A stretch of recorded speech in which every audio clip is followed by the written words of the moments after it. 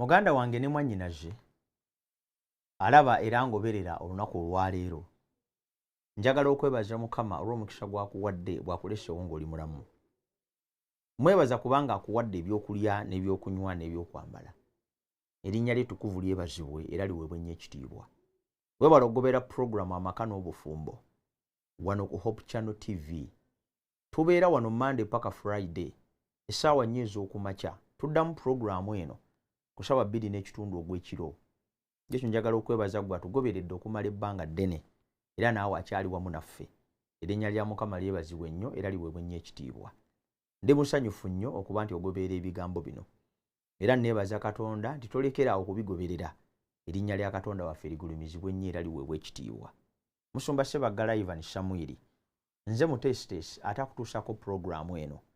Osobola okugenda ku YouTube channel yange n'ogoberera ebigambo bino n'ebirala bingi bye tuzze tuyiga emabega episodes ezisukka 7 n'oyongera okunyumirwa okuyiga ate n'okugabanako n'abalala. Naye ate osobola tugoberera live pulogulaamu eno wonna w'oli ku YouTube channel ya Hope Channel Uganda n'osobola okulaba ebigambo bino bikuzimba ne bikuzzaamu amaanyi era ne bikuwanirira. Mbikudde Bayibuli kubanga kino kye kigambo kya Katonda.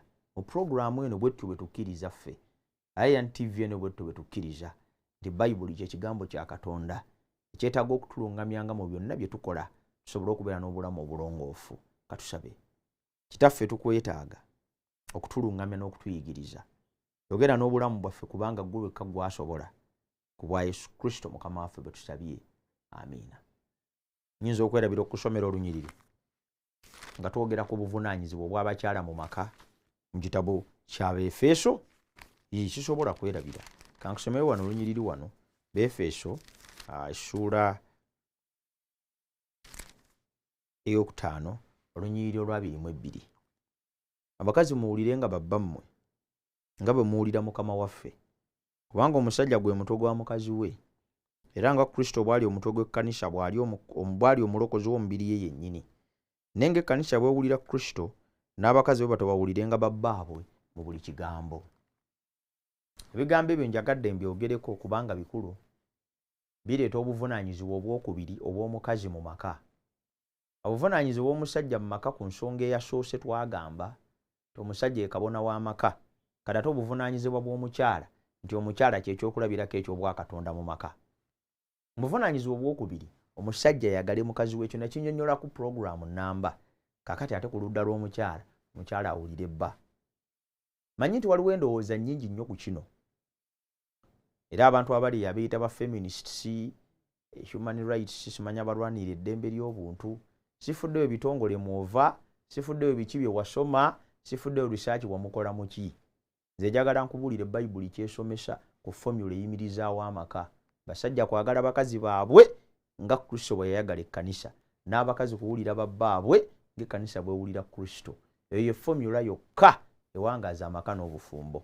Yiiye endala.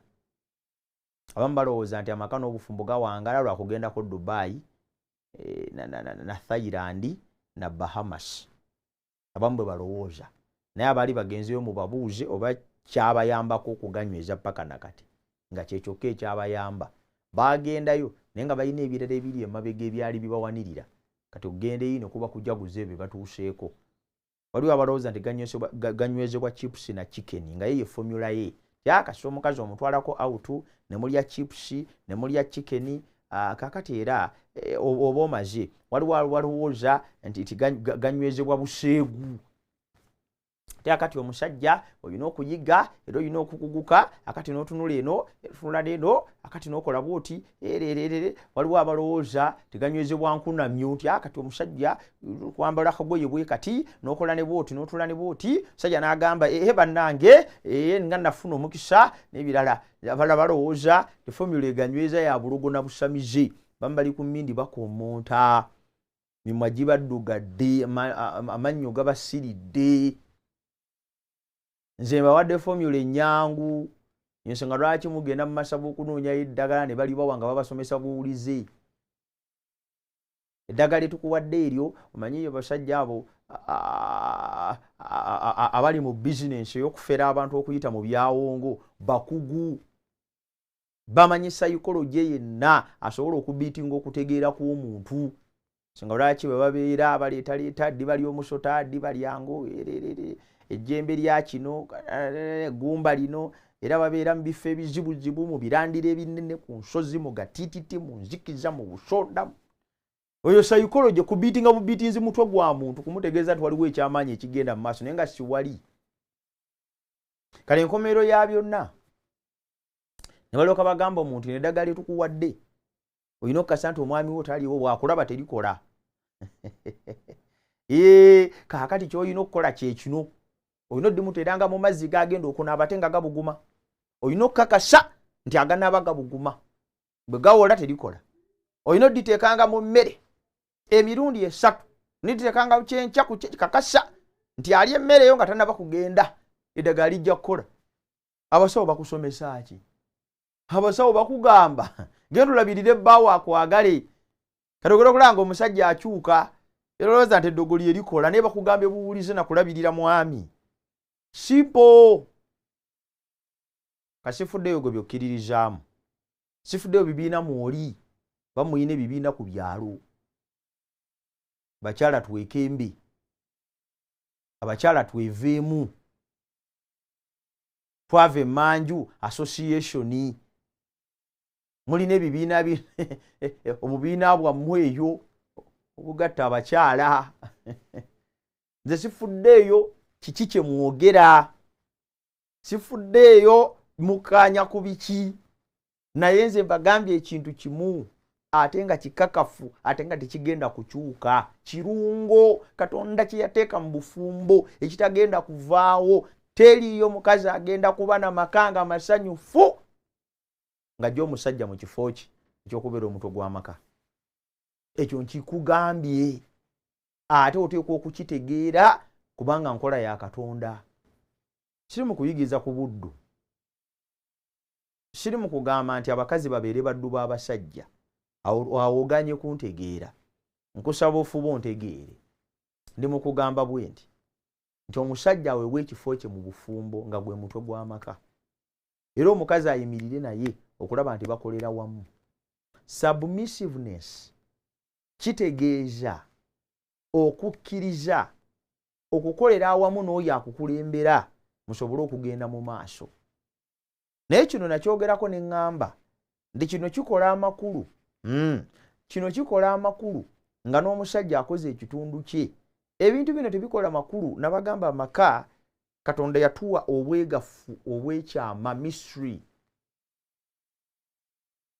Teri kikola makulu okujjako nga n'emulala akoze. Amakasi kintu ekiddukanyizibwa omuntu omu. Obufumbo bwa babiri y'ensonga lwaki tebusobola kubeerawo ng'oli bw'omu. Tekisobokera ddala buwulize kujja ng'omusajja talaze kwagala. Naye ekyo tekijjaawo buvunaanyizibwa abakyala bwe balina mu maka n'obufumbo. Njagala okukubiriza abakyala bonna nti mulina obuvunaanyizibwa mu maka n'obufumbo bwe mwetaaga okuyimirira nabwo. Obuvunaanyizibwa obukulu, obuvunaanyizibwa obwa muwendo, obuvunaanyizibwa mu bwetikke. Obuvunaanyizibwa bwakuwulira babbammwe ng'ekkanisa bwewulira Kristo mu buli kigambo. Nga bw'olaba abakyala era nakyogerako ne mu kuyigiriza kwange okuyise osobola okugenda ku YouTube channel yange ne weeyongera okukiraba. Nga bw'olaba abakyala bwe balaajja na basobole okwagalwa. Manyi teri mukyala atayagala kwagalwa. Taliyo. Oyo tebannamuzaala. Buli mukyala yenna ayagala okwagalibwa n'okufiibwako. Simanyi bwe tomanya wayinza okuba waliyo abali ennaku zino abantu emitima gyakaluba. Ekyo tekiri mu script yange newankubadde TV eno. Naye njagadde nkikozese okugamba nti waliwo abantu abagumu kale. Naye kyemmanyi kiri kimu nti naawe abagumu beetaaga okulabirirwa. Buli mukyala yenna yandiyagadde okufiibwako. Buli mukyala yenna yandiyagadde okwagalibwa. Yandiyagadde okuwulira omwami we ng'amwagala yekka tali mu bakazi. gindi. Buli mukyala ako yandikaagadde. Buli mukyala kandi muwoomedde. Kyala yenna yandyagadde okufiibwako, omusajja n'abaako ne kaamuwa. Musajja n'abaako ne kaamuwa. Buli mukyala yenna yandyagadde musajja abeeko ne kaamuwa. Kyala bandyagadde okuweebwa ebirabo, bandyagadde okusanyukirwa. Buli mukyala yenna anoonya okusiimibwa. Akagoye k'oyambadde nga kalungi, kaviiri k'okozaako banne nga kakunyumidde, naye akagattako k'oyambadde nga kali bulungi. Buli nno mukyala yandyagadde okuweebwa positive compliment. Gye experience ze gye ndabye bbanga lye mmaze mu maka sidde nnyo naye limala okukitegeera nti omukyala yeetaaga okusiimibwa. Kati olw'okuba nti abakyala beetaaga okusiimibwa, beetaaga okwagalibwa, bakiyaayaanira, bavunaana n'okuvunaana. Atakikoze nze tanfaako, takuba na simu, namugambye ndi mulwadde, talina kye yakoze, ne mugamba nnumizibwa, yantuddeko butunuzi n'atambula. Kakati oyo musajja nnabaki tayiza nakuba kasimu kugamba nti owaayo oli otya, n'amala n'ennaku 2 nga tategedde bwe muli. Olaba abakyala bwe bayaayaana, baagalwe, balabirirwe, basiimibwe, beebazibwe n'ebirala. Nga bw'olabira ddala omukyala bw'oyaayaana okufuna ebyo byonna, n'omusajja bw'atyo bw'ayaayaana okuweebwa ekitiibwa. Ndabya ntegedde wuuyo. Mutera okunyumyanyumya Simawu Stingy Men Association, omusajja ali sitinje. Eri abali eyo abatagobeera bulungi Lungereza, kigambo sitinje kitegeeza oba omuntu omukodobe yasukka ku bukodobo oba omuki. Nja kukibuuzaako ekigambo munakimpeereza mu gundi mu comment section ku YouTube ne mukinteeramu ekigambo ekyo. Oba abamuki oyo. Naye abakyala tebaagalira ddala musajja ng'omukono gwe gukoma kumpi. Simanyi eyo omukazi asanyukira omusajja mukono gamu nga takwata mu nsawo, talina kyajjayo, talina kimufulumamu. Sibangi omukazi ng'ali aho nga yenyumiriza mu musajja atavaako kake. Tebannamuzaala, taliyo.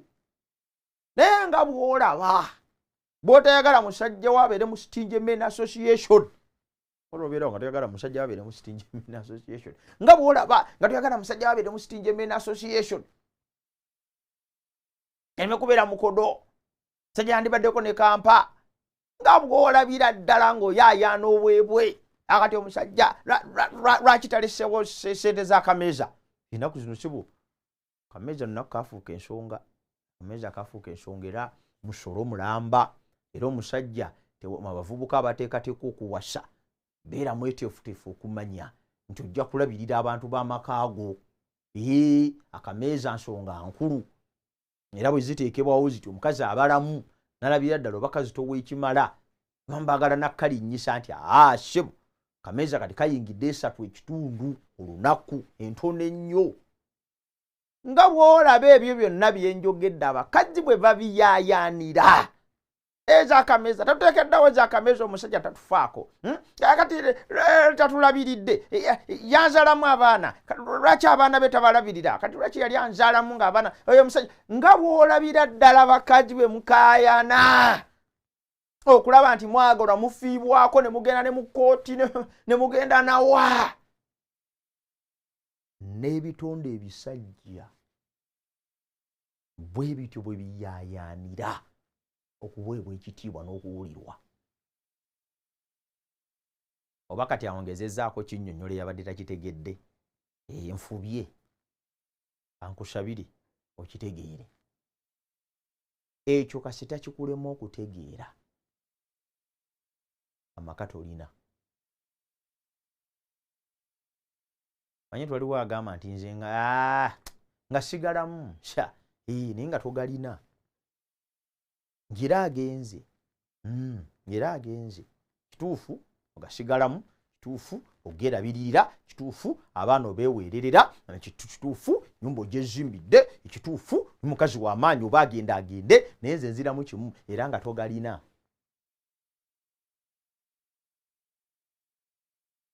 Abakazi buvunaanyizibwa obwokubiri okukkiriza abasajja bammwe bagende mu kifo ekisooka Katonda kye yabakwasa. Temuddira amaka gammwe kugatemako mitwe.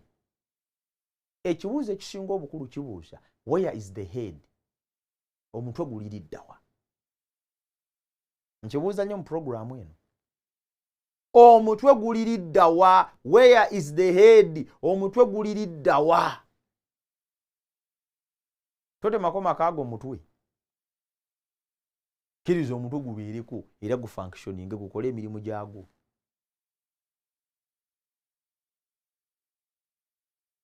Eva nkuyita nga nkukoola olunaku olwaleero nti Mukama akwasizza obuvunaanyizibwa obunaasobola okukuuma amakaago. Responsibility number 2. Ng'omusajja bw'avunaanyizibwa okukwagala era nga bw'oyaayaana akikole, naawe bw'otyo bw'ovunaanyizibwa okumuwa ekitiibwa n'okumuteeka mu kifo kye ekisooka mu maka. Abakazi muyige okussaamu abasajja bammwe ekitiibwa. Abakazi muyige okutunulira abasajja bammwe sifuddeyo afaanana atya, oba mutono, mumpi, mwavu. This is the descriptions abamu ze bakozesa. Musajja mutono, musajja mumpi, musajja mwavu. Kano olyoka otunula nga tolina nsonga yonna lwaki wandibadde omuwulira. Tesifuddeyo bwafaanana, sifuddeyo mbeera ze, sifuddeyo byanfunayi. Naye ekintu kiri kimu kyokka, Katonda akuyise okutegeera toyo musajja gwe yakukwasa. Omusajja yenna bw'atayewa kifo kye mu maka akyewa. Abamu beerwanako bwerwanyi. Yavula nti omuntu ali mu mbeera nga awulira nga ajoogebwa. Omuntu yenna bw'abeera mu kifo n'awulira nga ajoogebwa ate ng'awulira nti teyandijoogeddwa afuuka muzibu. Omuntu yenna kasita abeera mu kifo n'awulira nga ajoogeddwa ate nga yandibadde tajoogebwa, gamba ye mukulu wammwe mwenna. Naye bwe yeetunuulira ng'alaba kirabika wakuyisibwamu nnyo amaaso, abeera muzibu nnyo. Ne bye yandibadde ategeera amangu afuba okulaba nti tabitegeera mangu. Ne bye yandibadde akola nga byangu abikalubya. Ne bwe yandibadde tasunguwala asunguwala. Ne bwe yandibadde tayogera ddoboozi ddene alyogera kubanga muli alina inferiority complex. Atidde tikirabika tebampa kitiibwa kimala kati kyava alwana naye abeerewo n'abeera mukalubo nnyo. Abantu abafaananako bwe bato bw'abeera musajja mwegendereze nnyo omuwe ekifo kye. Ajja kulwana, ajja kukuba, ajja kuviiramu oluyi, ajja kweyimbamu. Akakase nti omuwe ekifo kye. Lwaki olinda omusajja amale kulwana? Lwaki olinda ngumi emale kuvuga? Lwaki olinda nkokola zimale kuvaayo? Olyoka otandika okussaamu ekitiibwa omusajja. Temuleetera basajja bammwe kulwana mu maka. Mubawe ekifo kyabwe batebenkere.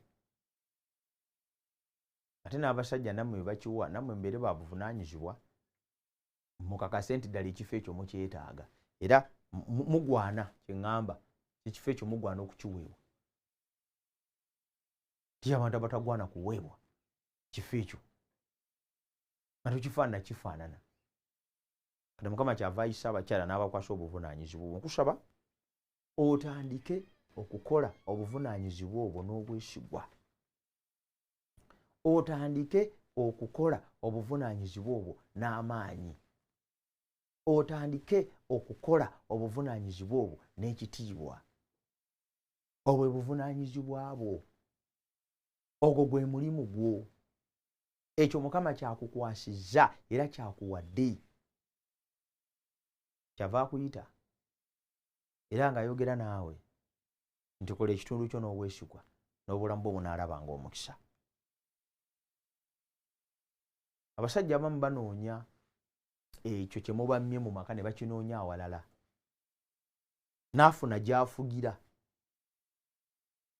ng'okuuma lubugo abamu bwe bagamba nga lubaale mubbe. Kyagadde nnyo okwogera kigambo lubaale naye kiri mu lugero olwo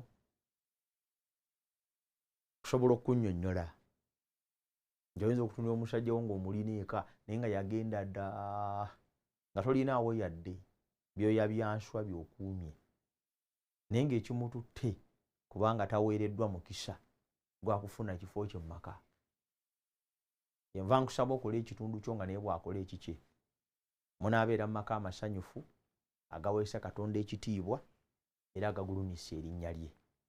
Nsaba Mukama abawe nnyo omukisa nga mwongera okulowooza ku bigambo ebyo. Katusabe. Kitaffe omwagalwa, tukwebaza kubanga otuwadde omukisa okubeera abalamu. Twebaza kubanga otuyigiriza tusomesa obuwulize n'okusaŋŋanamu ekitiibwa, tuzimbemu ensigo ey'okutya n'okugulumiza. Otulabirire era otugabiire mu byonna. Ekyenkomerero otuwe obuwanguzi bw'oliba okumezaawo obwakabaka bwo. Eddoboozi lyo kalyogere gye tuli era Mukama bulijjo onyweza amaka gaffe n'obufumbo bwa Yesu Kristo Mukama waffe bwe tusabye. Amiina. Mukama akuwa omukisa. N'enkya tugenda kubeera wano. Genda ku YouTube channel yange eya Pastor Sebagala Ivan Samuel. Oleyo ebigambo bino bikuzimbe bikuwanirire era bikuwa essuubi. Mukama akuwa omukisa.